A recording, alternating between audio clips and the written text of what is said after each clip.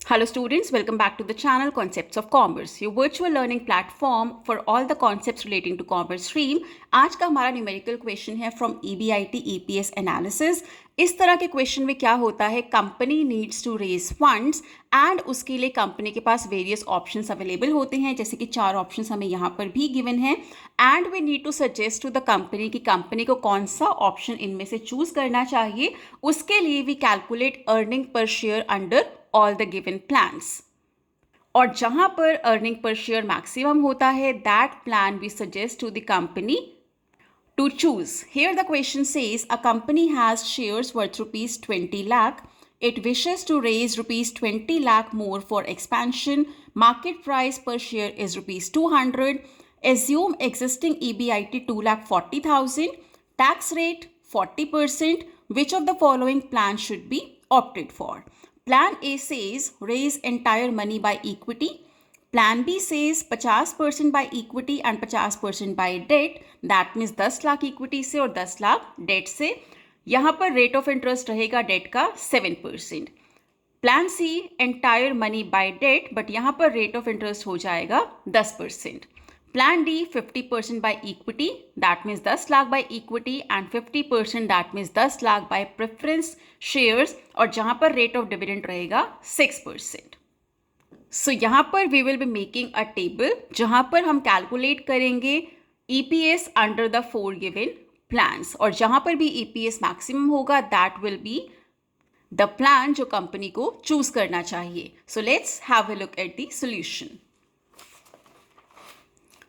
We need to have a table like this, EBIT EPS analysis. यहाँ पर हम चारों प्लान्स को साथ साथ कंपेयर करेंगे एंड जहाँ पर भी EPS मैक्सिमम होगा that will be chosen for the company. First of all जब भी हमें EPS निकालना होता है, we start with EBIT.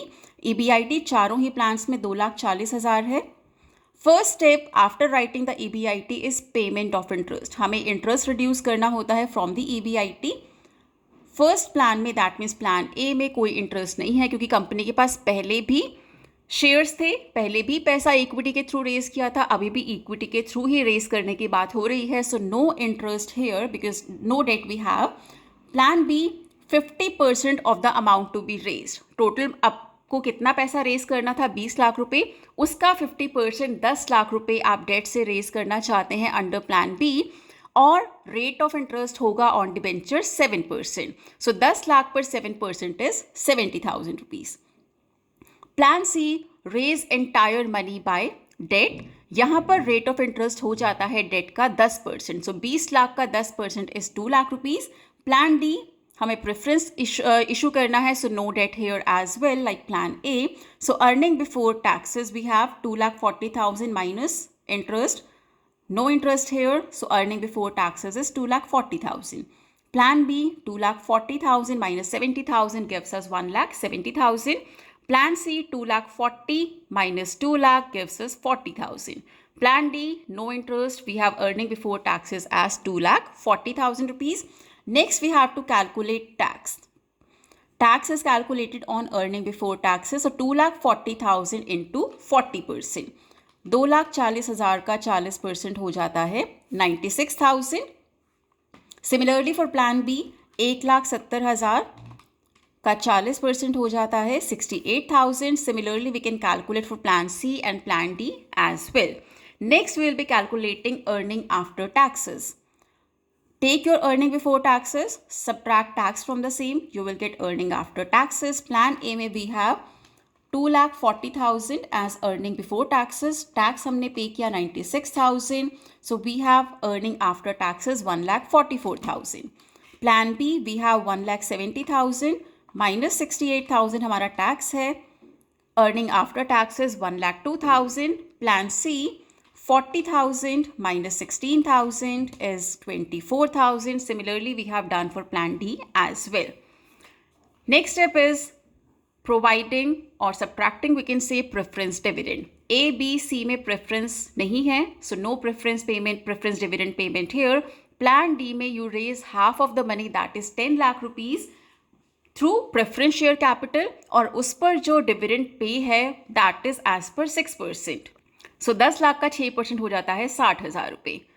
Now you will be calculating earning available to equity shareholders. It will be same as earning after taxes here because no preference dividend. Same happens for plan B and C also. But for plan D, it is 1,44,000 minus 60,000 is equal to 84,000. Now, number of equity we have in all the given plans. Plan A में 10,000 shares company के पास पहले थे, क्योंकि हमें given था 20 लाख का share capital है company का, एक शेयर की वैल्यू है 200 रुपये. सो दैट मीन्स 10,000 शेयर्स कंपनी के पास पहले थे. अब 20 लाख और आप रेज करने जा रहे हैं, वो भी 200 रुपये के हिसाब से है. So 10,000 shares more you are going to raise. So you have now 20,000 equity share holders. You can write holders here. So number of equity holders first case में कितना है? 20,000. सेकेंड केस में 10,000 पहले थे, 5 लाख आप और रेज कर रहे हैं, 10 लाख आप और रेज कर रहे हैं बाय इक्विटी, और एक शेयर की वैल्यू है 200 रुपये. सो दैट मीन्स 5,000 आपने और इक्विटी शेयर इशू किया. सो दैट मीन्स टोटल आपके पास इक्विटी है अभी 15,000 share holders. Third case, raising entire money by debt. So that means पहले वाले 10,000 शेयर होल्डर्स ही आपके पास हैं, no new share holders you have hair.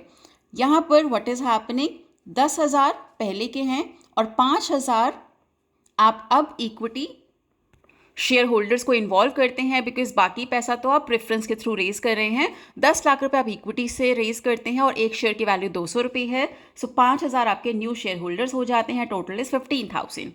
Earning per share is calculated by taking earning available for equity, divide it with number of equity holders you have. So 1,44,000 by 20,000 gives you 7.2. Let us solve it here also. We have 1,44,000 dividing it with 20,000. We have 7.2 as earning per share. Similarly, we can calculate for other plans also. यहाँ पर भी 1,02,000 by 15,000, that is 6.8. 24,000 by 10,000, 2.4. 84,000 by 15,000 is 5.6. That means company is having maximum EPS under plan A, जहाँ पर सारा का सारा पैसा company को इक्विटी से रेज करना चाहिए. जनरली जो आप क्वेश्चंस देखते हैं वहाँ पर मोस्टली ऐसा हो सकता है कि आपका जो EPS है वो मैक्सिमम आता है जब आप थोड़ा सा डेट भी उसमें डाल देते हैं. Not just equity you are raising your money with. But इस क्वेश्चन में पर्टिकुलरली ऐसा क्यों है? क्योंकि आपको जो रेट ऑफ इंटरेस्ट है वो काफ़ी हाई पे करना है. So that means a lot of your money is going out as interest. So उसकी वजह से this is happening here. But doesn't matter, कोई भी आपका ऑप्शन आपको मैक्सिमम EPS दे सकता है. सो लास्ट में आपको यही देखना है कि आपको कौन सा ऑप्शन मैक्सिमम EPS देता है. That will be suggested to the company. हमेशा ऐसा ज़रूरी नहीं है कि डेट का इनकॉर्पोरेशन होगा तभी कंपनी को मैक्सिमम EPS मिलेगा. That is why I have taken these figures so as to show कि कभी कभी ऐसा भी हो सकता है कि आपको इक्विटी यूज़ करने से ही मैक्सिमम EPS मिल रहा हो.